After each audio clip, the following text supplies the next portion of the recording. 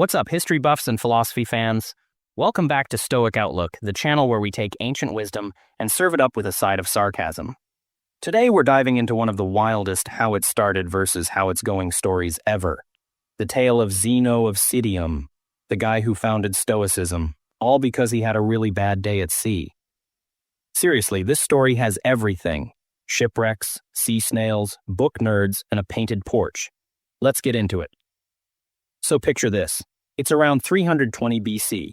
Zeno of Citium, a Phoenician merchant, is living his best life, sailing across the Mediterranean when, bam, shipwreck. He loses everything, including his precious murex dye, which came from sea snails and was basically ancient world liquid gold. That's right. Zeno's entire fortune was tied up in purple snail goo. Talk about putting all your eggs in one slimy basket. But here's the twist. Zeno doesn't throw himself a pity party. Instead, he decides to head to Athens. Why Athens? Now, let's back up a second. Zeno wasn't just any merchant. He was the son of a merchant. He grew up around trade, money, and most importantly, books. His dad used to bring back philosophy books from Athens, which was like the ancient world's Barnes and Noble but with more tunics. So after losing everything, Zeno did what any rational person would do. He wandered into an Athenian bookstore and, while browsing, stumbled across a book about Socrates and immediately became obsessed. He turned to the bookseller and basically asked, "Hey, where can I find guys like this?" And, in what might be the best customer service moment in history, the bookseller just pointed out the window at a philosopher named Crates the Cynic and said, "That guy there, follow him." And Zeno does. He just casually starts following Crates the Cynic, one of Athens' top philosophers.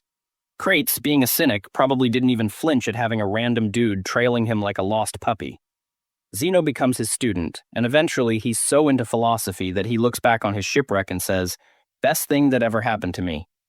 Yes, Zeno's motto was basically, lost my fortune, found my calling.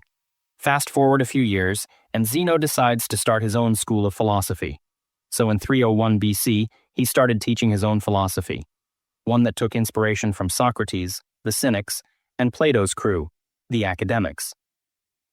Initially, his followers were called Zenonians. Catchy, right? But then Zeno started teaching in the Stoa Poikila, the painted porch, a public space in Athens decorated with epic battle murals. And just like that, they became the Stoics.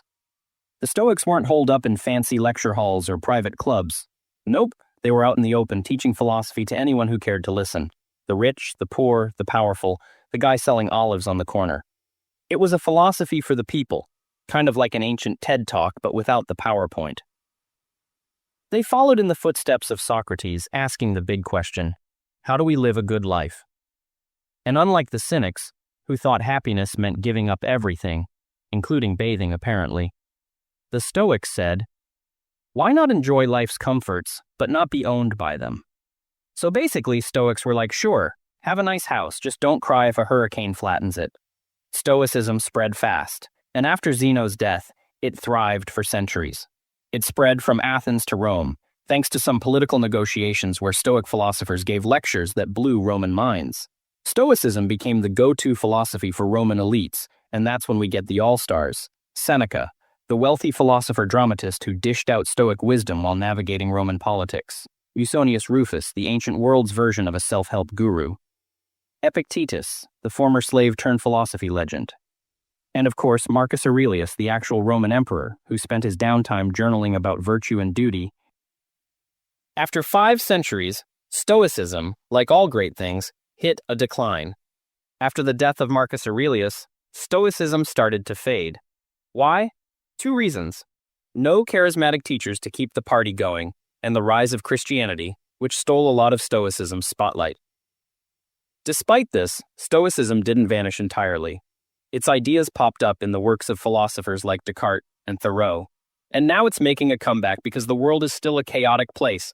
People still stress over things they can't control, and Stoicism teaches us how to handle all of that with resilience and grace.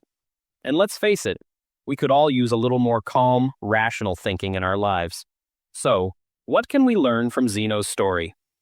First, the next time life throws you a metaphorical shipwreck, maybe it's not the end. maybe it's the beginning of something way bigger. Second, if you ever feel lost, head to a bookstore. You never know where it'll lead. And finally, Stoicism is proof that good ideas never really go out of style. If you enjoyed this little history lesson, hit that like button, subscribe, and share it with your favorite overthinker. And remember, when life shipwrecks you, channel your inner Zeno. Find your porch, start your philosophy, and don't let the sea snails get you down. Until next time, stay calm, stay stoic, and remember, you got this.